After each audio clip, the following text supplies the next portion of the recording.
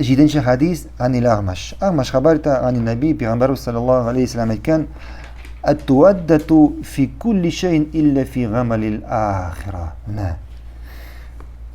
بار yani ahiret gamellerin isebke olmayışa bar gamelde de bar işte de nerse bulur atiş? Tınışlık tüpülük bulur atiş. Tınışlık yani aşıkmavuluk bulur atiş.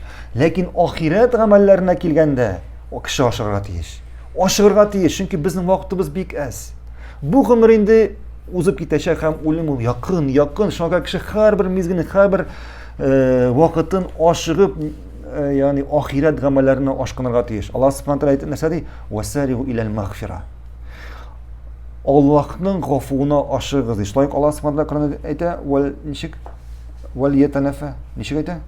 وَلْيَتَنَفَى Naam. وَفِي ذَلِكَ nişik?